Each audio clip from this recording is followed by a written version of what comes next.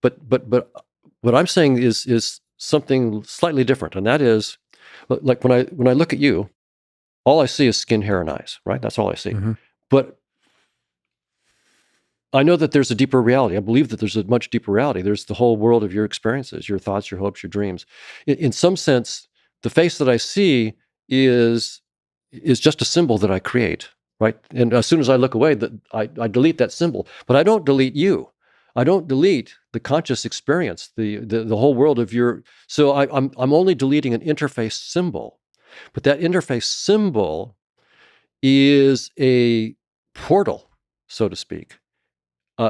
Not a perfect portal, but a genuine portal into your beliefs, into your conscious experiences, that's why we can have a conversation. We genuinely, your consciousness is genuinely affecting mine, and mine is genuinely affecting yours through these icons, which I create on the fly. I mean, I create your face when I look, I delete it. I don't create you, your consciousness, that's there all the time. But I do. So now when I look at a cat, I'm creating something that I still call living, and I still think is conscious. When I look at an ant, I create something that I still would call living, but maybe not conscious. When I look at something I call a virus, now I'm not even sure I would call it living. And when I look at a proton, I would say I don't even think it's not alive at all.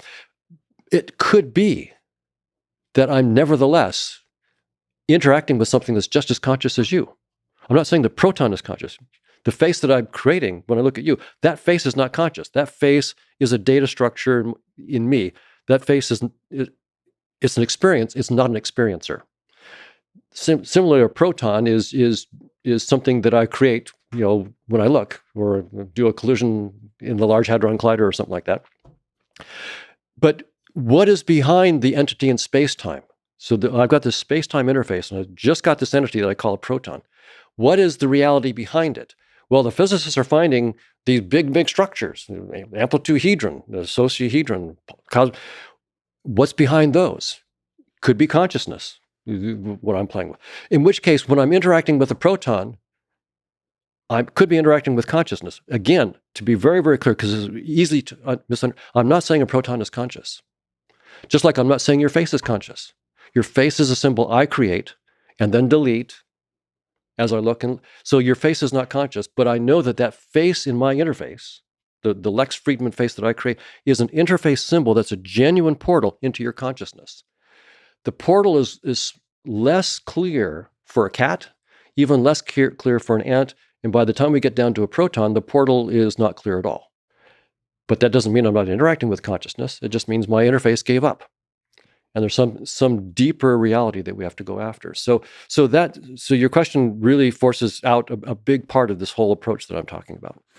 So it's this portal and consciousness. I wonder why your portal is not as good to the cat's consciousness than it is to a human. Does it have to do with the fact that you're human and just similar organisms of similar complexity are able to create portals better to each other? Or is it just as you get more and more complex, you get better and better portals? Well, let me answer one aspect of it that I'm more confident about, and then I'll speculate on that.